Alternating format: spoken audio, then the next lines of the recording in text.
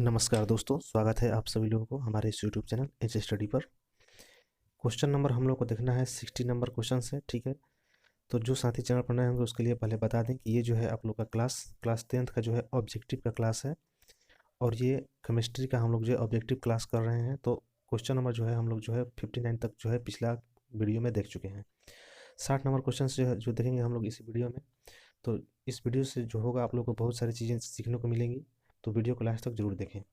चलिए आइए क्वेश्चन को देखते हैं हम लोग। क्वेश्चन नंबर 60, और ये भी बता दिए जो है आप लोगों का इस जितना भी क्वेश्चन है टारगेट एग्जामिनेशन गाइड से ये हम लोग जो है क्वेश्चन को लिए हैं। चलिए देखिए, क्वेश्चन नंबर दिया है 60, कैल्शियम की परमाणु संख्या क्या है। तो हम बताएं कि कम से कम नहीं भी हो तो कम से कम 20 तक। ठीक है, 20 तक आप परमाणु संख्या जो है जितना याद कर लें, एग्जाम में 2 से 3 क्वेश्चन देखने को जरूर मिलेंगे। ओके, तो देखिए सी ए होता है 20 नंबर पर, ऑप्शन नंबर डी यहाँ पर राइट होगा। नेक्स्ट क्वेश्चन है फास्फोरस की परमाणु संख्या क्या होती है। तो पी 15 नंबर पर होता है, इसका भी आप लोग याद रखिएगा। इसका परमाणु संख्या कितना हो जाएगा, 15। अगला क्वेश्चन है 62 नंबर, आयनिक यौगिक NaCl का गलनांक है। NaCl क्या हो गया आपका, NaCl यानी कि ये बोल रहा है नमक का। ठीक है, Na+Cl- होता है, तो इसका गलनांक पूछ रहा है कितना होगा, 887, 1074, 1045, 981। तो यहाँ पर जो होगा आप लोग का राइट आंसर 1074, 1074 ये इसका राइट आंसर होगा। किसका, तो NaCl का गलनांक होगा। नेक्स्ट क्वेश्चन है 63 नंबर, दिया है आपका कि कार्बोनेट अयस्क को सीमित वायु में अधिक ताप पर गर्म, और रुक जाइए 1 मिनट। दिया है आपका कि कार्बोनेट अयस्क को सीमित वायु में अधिक ताप पर गर्म करने से यह ऑक्साइड में परिवर्तित हो जाता है। तो इस प्रक्रिया को क्या कहा जाता है। यानी कार्बाइड, ये कार्बोनेट अयस्क जो होते हैं उसको सीमित यानी थोड़ा सा वायु में मतलब फिक्स हो, अधिक ताप पर जब गर्म करते हैं तो ये जो होता है ऑक्साइड में बदल जाते हैं। तो इस प्रक्रिया को क्या कहते हैं ये बताना है। ठीक है, ऑप्शन में आप लोग का दिया है भर्जन, निस्तापन, ऑक्सीकरण, अवकरण। तो ये तो ऑक्सीकरण अवकरण यहाँ पर नहीं होगा, क्योंकि हम बता भी चुके हैं ऑक्सीजन का संयोग हाइड्रोजन का त्याग होता है तो ऑक्सीकरण होता है। ठीक है, हाइड्रोजन का संयोग ऑक्सीजन का त्याग होता है तो अवकरण होता है, जैसे उसका उल्टा। ठीक है, तो हम देखते हैं यहाँ पर इन दोनों का बात हो गया, निस्तापन या फिर भर्जन। तो याद रखिएगा जब इस प्रकार की घटना होता है तो इसको क्या कहा जाता है, निस्तापन कहा जाता है। ठीक है, अगला क्वेश्चन देखिएगा 64 नंबर, जस्ट उसी टाइप का क्वेश्चन है। दिया है आपका सल्फाइड अयस्क को वायु की उपस्थिति में अधिक ताप पर गर्म करने पर यह ऑक्साइड में परिवर्तित हो जाता है। तो इस प्रक्रिया को क्या कहा जाता है। ठीक है, तो निस्तापन तो होगा नहीं, जस्ट ऊपर पढ़े हैं, सीमित वायु में होता है। ठीक है, और ये देखिए अवकरण नहीं होगा, ऑक्सीकरण नहीं होगा, बच गया क्या, भर्जन। भर्जन यहाँ पर राइट आंसर होगा। नेक्स्ट, लंबे समय तक आर्द्रवायु में रहने पर लोहे पर भूरे रंग की परत परत ये पत्रक पदार्थ की परत चढ़ जाती है। तो जिसे क्या कहा जाता है, ये सभी लोग जानते हैं, उसको जंग बोला जाता है। लोहे का रड को अगर छोड़ देते हैं बाहर वायुमंडल में तो लाल रंग का उस पर जो है जो परत जम जाता है उसको क्या कहते हैं, जंग। हम लोग बोलते हैं कि उसमें जंग लग गया है। ठीक है, right answer option number D. Next, अयस्क से धातु का निष्कर्षण तथा उसका परिष्करण पर कर उपयोगी करने की प्रक्रम को क्या कहा जाता है। मतलब अयस्क से धातु हम लोग निकाल देते हैं और उसका जो है उपयोग योग्य मतलब क्या, उसको काम को मिलाना है, बना देते हैं उस सामान को। तो उस प्रक्रिया को क्या कहते हैं, धात्विकी, धातुकर्म, धातुशाला, इनमें से कोई नहीं। तो जो है हम लोग अयस्क से धातु निकाल कर उसको काम युक्त बना देते हैं। कोई हथियार जब भी चीज़ है तो उसको हम लोग बोलते हैं धातुकर्म। क्या बोलते हैं, तो धातुकर्म यहाँ पर जो होगा राइट आंसर होगा। नेक्स्ट है जंगरोधी स्टील क्या है। जंगरोधी स्टील क्या है बताना है, धातु है कि अधातु है कि मिश्र धातु है कि इनमें से कोई नहीं। तो जंगरोधी स्टील यानी जो हम लोग स्टील का यूज करते हैं देखते हैं उसमें जंग नहीं लगता है, जंगरोधी रहता है। तो वो क्या है, तो स्टील दो चीज़ उसमें मिलकर बनाता है, पिछले क्लास में पढ़ चुके हैं। तो उसको जब मिलता है तो उसको क्या बोलते हैं, मिश्र धातु उसको बोला जाएगा। क्या हो जाएगा, मिश्र धातु यहाँ पर राइट आंसर होगा। नेक्स्ट, अगला आपका दिया है 68 नंबर, सबसे अधिक विद्युत ऋणात्मकता तत्व है। तो सबसे अधिक विद्युत ऋणात्मक तत्व कौन है, फ्लोरीन। ठीक है, हम पिछले भी बता चुके हैं कि जो पेरियोडिक टेबल आता है उसमें ये क्लोरीन, फ्लोरीन, ब्रोमीन, आयोडीन, एसिटिन जो होता है वो विद्युत मतलब ये धनात्मकता ऋणात्मकता से इसमें रिलेटेड रहता है। तो उसमें जो होता है सबसे ज़्यादा विद्युत ऋणात्मकता किसका होता है, फ्लोरीन का। यहाँ पर एफ जो होगा राइट आंसर होगा। ठीक है, नेक्स्ट क्वेश्चन है 69, क्रायोलाइट किस धातु का अयस्क है। तो क्रायोलाइट देखिए यहाँ पर तांबा दिया है, लोहा, एल्यूमिनियम, मैग्नीशियम। तो याद रखिएगा क्रायोलाइट जो होता है वो एल्यूमिनियम का अयस्क है, ठीक है। बॉक्साइट भी पूछता है तो एल्यूमिनियम का अयस्क होता है, क्रायोलाइट भी किसका अयस्क है तो एल्यूमिनियम का अयस्क है। नेक्स्ट दिया है आप लोगों का 70 नंबर, निम्नलिखित में कौन सबसे कम अभिक्रियाशील धातु है। सबसे कम अभिक्रियाशील धातु यहाँ पर बताना है, एल्युमिनियम है, जिंक है, ये लोहा आपका हो गया, मैग्नीशियम हो गया। तो सबसे कम अभिक्रियाशील तो इसमें जो होगा right answer option number C, यानी कि लोहा जो होगा सबसे कम क्रियाशील होगा, ठीक है। ये जल्दी किसी चीज़ से अभिक्रिया नहीं करेगा, कौन, लोहा, Fe। नेक्स्ट क्वेश्चन देखिएगा 71 नंबर। 71 नंबर आपका दिया है, निम्नलिखित में किस धातु को चाकू से आसानी से काटा जा सकता है। जो पीरियोडिक टेबल होता है हम बताए हैं, लेफ्ट साइड में, सबसे लेफ्ट साइड में रहता है एच हो गया, लिथियम, एन सोडियम, फिर पोटेशियम। तो ये जो लाइन रहता है, ये सब जो होता है हम लोग चाकू से इसको काट सकते हैं, ठीक है। तो इसमें कोई भी ऑप्शन रहेगा हाइड्रोजन को छोड़कर, क्योंकि ये तो गैस है, धातु की बात की जा रहा है। तो इसके नीचे जो भी चीज़ है ऑप्शन में जो देगा उसको हम लोग क्लिक कर सकते हैं, ठीक है। तो देखिए यहाँ पर ऑप्शन में सोडियम दिया हुआ है, तो सोडियम को जो हम लोग चाकू से आसानी से काट सकते हैं। पिछला जो ईयर्स में पूछा था, एक दूसरा भी चीज़ पूछा था, उसमें से कुछ और को ले लिया था, ठीक है। हो सकता है पोटेशियम को ले लिया होगा, तो वहाँ पर वो ऑप्शन में मतलब सोडियम उसमें नहीं दिया था, ठीक है। तो जो भी उसमें से देगा लेफ्ट साइड वाला सबसे, तो सबको हम लोग चाकू से आसानी से काट सकते हैं। आंसर हम लोग राइट आंसर करेंगे। देखिए ये 2020 में क्वेश्चन आ चुका है। ये क्वेश्चन जो होता है आप लोगों के लिए इंपॉर्टेंट रहता है। अगला क्वेश्चन है, लोहे के फ्राइंग पैन को जंग से बचाने के लिए निम्न में से कौन सी विधि उपयुक्त किया जाता है। सबसे मतलब उपयुक्त है, बढ़िया कौन सी तरीका है इसमें से। देखिएगा ऑप्शन, ग्रीस लगाकर, पेंट लगाकर, जिंक की परत चढ़ाकर, इनमें से सभी। तो ये जितना भी प्रक्रिया दिया है, अगर हम लोग उसमें ग्रीस लगा देते हैं तो देखते हैं कि जो उसमें होता है जंग नहीं पकड़ता है। अगर पेंट कर देते हैं लोहे में तभी जंग नहीं पकड़ेगा। अगर जिस जस्ता का परत चढ़ा देते हैं, यानी कि जस्तीकरण, ग्लोबलाइजेशन भी कर देते हैं तो भी जंग नहीं लगेगा। यानी इनमें से सभी यहाँ पर राइट आंसर होगा। ये सभी जो होगा प्रक्रिया यहाँ पर सही होगा, उपयुक्त माना जाएगा। ऑप्शन नंबर डी यहाँ पर राइट आंसर होगा। नेक्स्ट है, निम्नलिखित में से सबसे भारी धातु कौन है। तो याद रखिएगा सबसे भारी धातु कौन है, यूरेनियम, ठीक है। दोस्तों देखिए हम जो है आप लोग को यहाँ पर टाइम नहीं दे रहे हैं, क्योंकि सिर्फ रिवाइज करना है, मतलब पढ़ना है। इससे होगा कि आप लोग एग्जाम में ज़्यादा करेक्ट कीजिएगा, ये नहीं तो क्या होगा कि 30 से 40 मिनट लग जाएगा और बहुत कम ही क्वेश्चनों को आप यहाँ पर देख पाएंगे, ठीक है। क्वेश्चन को समझना है, हम एक्स्ट्रा फैक्ट जो भी है बता दे रहे हैं, क्वेश्चन को कैसे आप लोग क्रैक करेंगे। अगला क्वेश्चन देखिएगा 74 नंबर, निम्न में से कौन सा उपधातु है। उपधातु यहाँ पर बताना है, जिंक है, कैल्शियम, ये गैलियम है, और ये क्या है, कार्बन। तो उपधातु यहाँ पर बताना है कौन है। तो यहाँ पर जो होगा उपधातु, यहाँ पर कौन हो जाएगा, ये हो जाएगा जी, यहाँ पर राइट आंसर हो जाएगा, ठीक है। ऑप्शन नंबर सी यहाँ पर राइट आंसर होगा। नेक्स्ट है 75 नंबर, क्या है, निम्न में से किस धातु का गलनांक जो है सबसे कम है। सबसे गलनांक कम है बताना है किसका। एल्युमिनियम हो गया, सोडियम हो गया, ये कॉपर, और ये आपका लोहा। तो गलनांक जो होगा सबसे कम किसका होगा, तो यहाँ पर राइट आंसर होगा ऑप्शन नंबर बी, सोडियम का गलनांक जो होगा सबसे कम होगा, ठीक है। बहुत कम उस पर दाब दीजिए तो वो गल जाएगा, ठीक है। अगला क्वेश्चन हम लोग बढ़ेंगे 76, या फिर देखते हैं आगे क्या दिया हुआ है। चलिए तो आगे जो है आप लोग का चैप्टर नंबर 4 स्टार्ट होगा, उसमें जो है वहीं तक था, कार्बन एवं उसके यौगिक को पढ़ना है, ठीक है। जितना भी हम लोग, ये आप लोग पढ़े भी होंगे, methane, ethane, propane, butane, pentane, hexane, octane, नोनेन, decane, यानी तो जो ये होता है ये सभी याद चाहिए कितने कितने नंबर पर होता है। और ये जो है आपका क्या है चीज़, एल्केन, एल्कीन, एल्काइन, ये तीनों याद रखना चाहिए, एल्केन, एल्कीन, एल्काइन। और तीनों का जो है सूत्र भी याद रखना चाहिए आप लोग का, CnH2n+2, एल्केन का हो गया, CnH2n आपका हो गया किसका, एल्कीन का, CnH2n-2 किसका हो गया, एल्काइन का, ठीक है। तो ये तीनों याद चाहिए। फिर उसके बाद क्या याद चाहिए, तो अभिक्रियाशील समूह जो होता है फंक्शनल ग्रुप का, ठीक है, जैसे हो गया कार्बोक्सिलिक एसिड, कीटोन, ईथर, एसिटी, मतलब इस तरीके का जितने भी हो गया आप लोग का सबको याद चाहिए। नहीं भी याद होगा तो आप यहाँ पर ऑब्जेक्टिव क्वेश्चन देखें, अगर इससे कुछ मदद मिल जाए तो अच्छी बात है। चलिए क्वेश्चनों को हम लोग स्टार्ट करते हैं, क्वेश्चन नंबर फर्स्ट से। तो यहाँ पर आप लोग का पहला क्वेश्चन दिया है, एथेन का आणविक सूत्र C2H6 है। क्या है, एथेन का आयनिक सूत्र C2H6, ठीक है, बिल्कुल सही बात है। तो इसमें पूछ रहा है कि कितने सहसंयोजक आबंध है, 6 गो है कि 7 गो है, 8 गो है कि 9 गो है, ठीक है। देखिए इस क्वेश्चन को बहुत बारीकी से समझना है। C2H6, तो आप लोग जो है संरचना बनाना भी सीख सीख गए होंगे या फिर नहीं सीख होंगे। देखिए यहाँ पर C2 यानी कि C जो होगा 2 गो होगा, तो इसमें जो है इसका भी एक बॉन्ड हो गया, इसका भी एक बॉन्ड हो गया, 3 बॉन्ड बच गया किसका, C का, इधर इधर भी C का 3 बच गया। और देखिए हाइड्रोजन यहाँ पर फिलअप होगा, ठीक है, देख लीजिए। तो हाइड्रोजन का देख लीजिए, गिन लीजिए, 1 2 3 4 5 6, तो H6 है, C2 C 2 गो है, ठीक है। अब इसमें किसने कितने संयोजक आबंध है, मतलब कितने आबंध से ये जुड़ा हुआ था। देखिए यहाँ पर 1 2 3 4 5 और ये 6 और एक बीच में 7। तो यहाँ पर राइट आंसर कौन हो जाएगा, यहाँ पर कितना हो जाएगा, 7 सहसंयोजक आबंध यहाँ पर मौजूद है, यानी कि option number B is the right answer.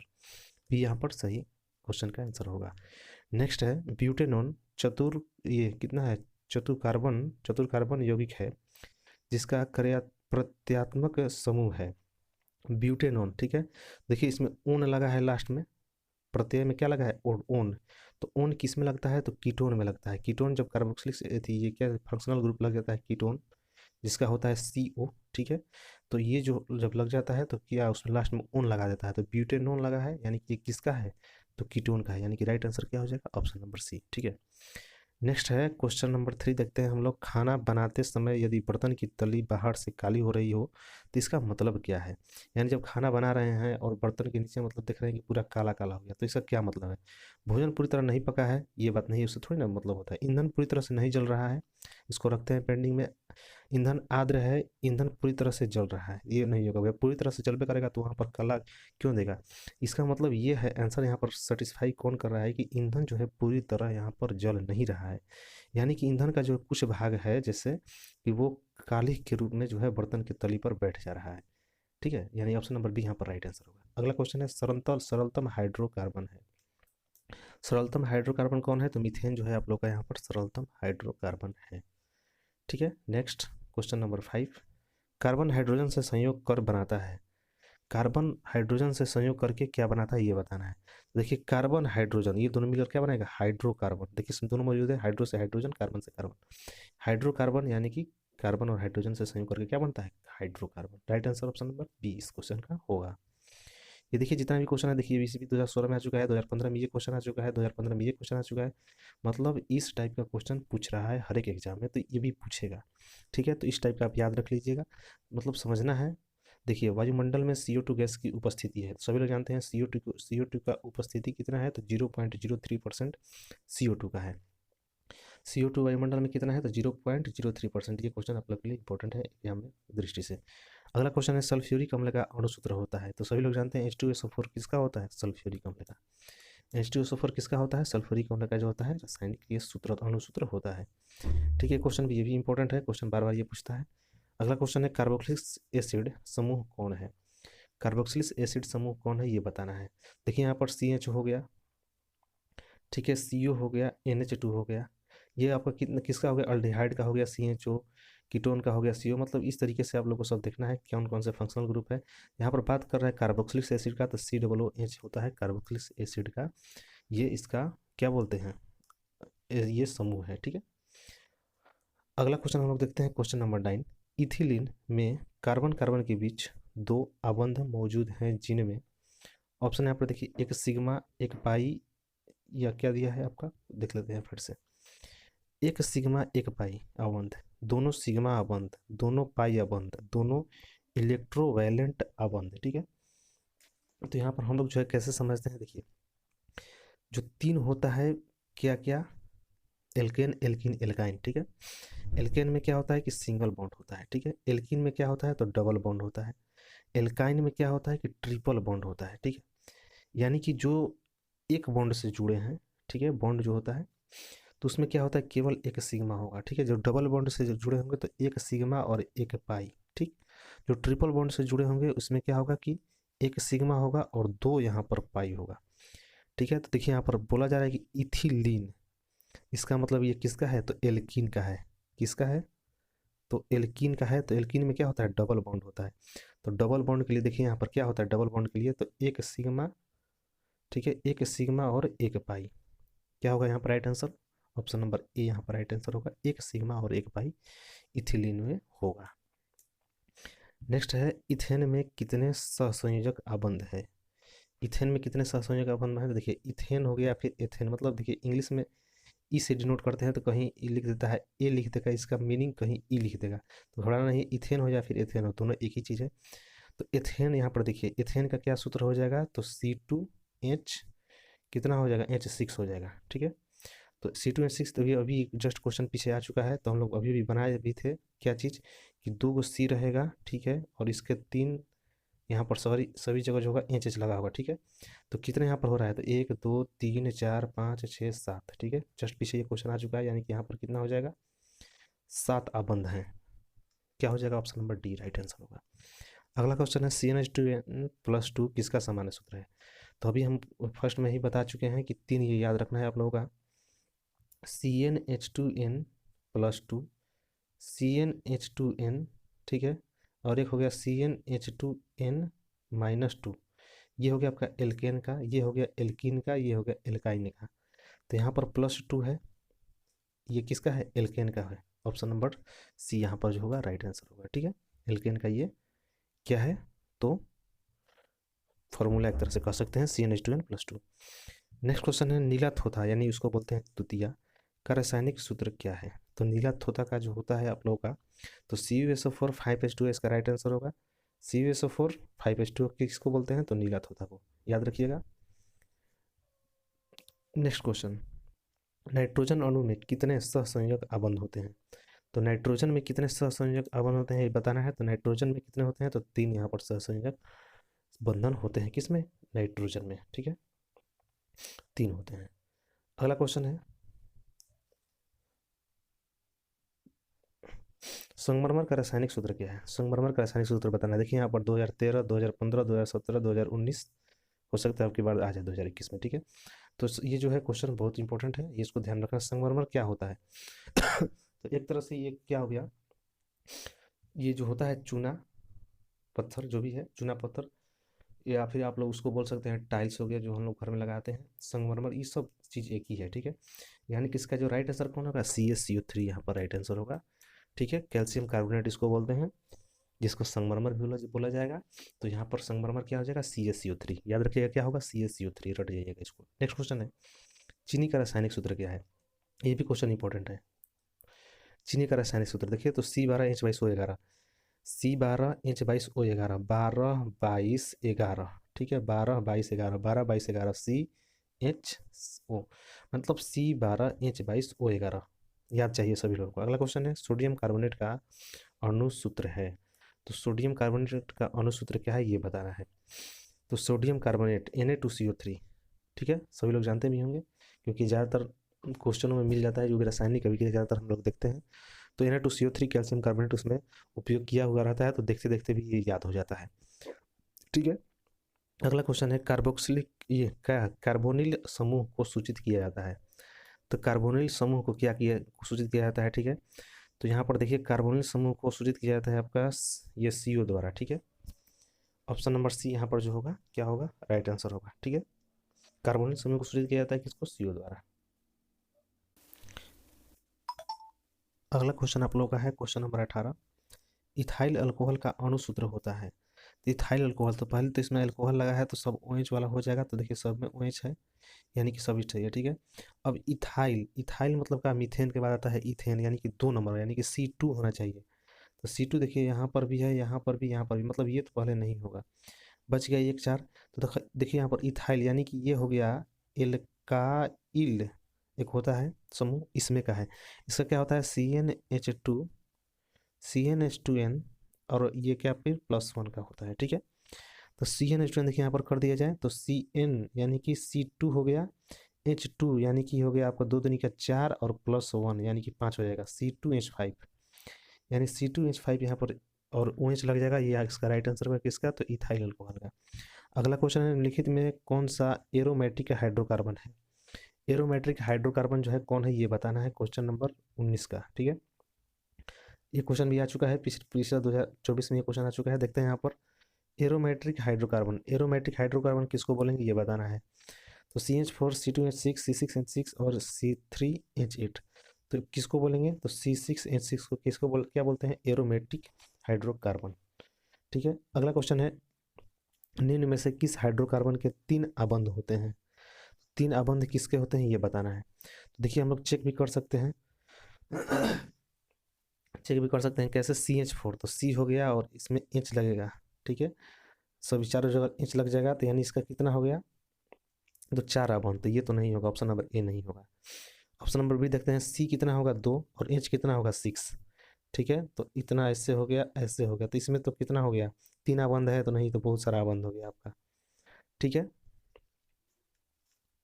अब यहाँ पर देखते हैं C3,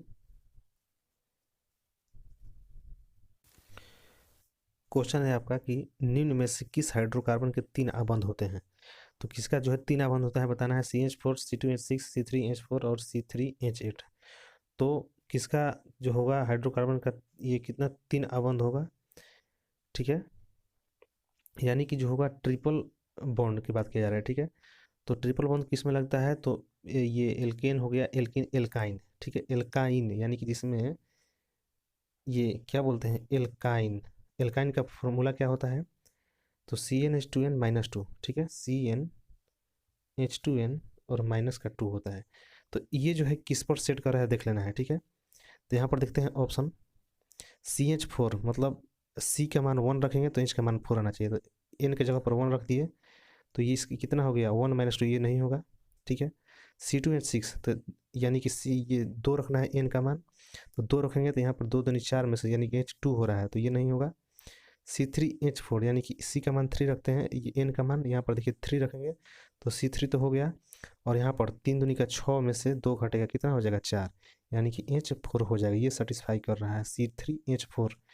ये जो है किसका, एक तरह से बोल सकते हैं एल्काइन ग्रुप का है, एल्काइन ग्रुप का ये है, यानी इसमें ट्रिपल बॉन्ड होगा किसमें, तो C3H4 में, ठीक है। घबराना नहीं है, जो जानते होंगे स्टूडेंट, जो पढ़े होंगे वही इसको आंसर को ये जो है क्रैक कर सकते हैं। जो अभी बताए हैं ये जो है केमिस्ट्री का बेसिक नॉलेज है, मतलब जो आप लोग का ये डिस्क्रिप्टिव पढ़ाया जाता होगा तो उसमें वो आप लोग को जानना है, ठीक है। तो देखिए हम लोग जो है क्वेश्चनों को यहीं तक रहने देते हैं, क्वेश्चन नंबर 20 तक। मिलेंगे हम लोग नेक्स्ट वीडियो में, ठीक है।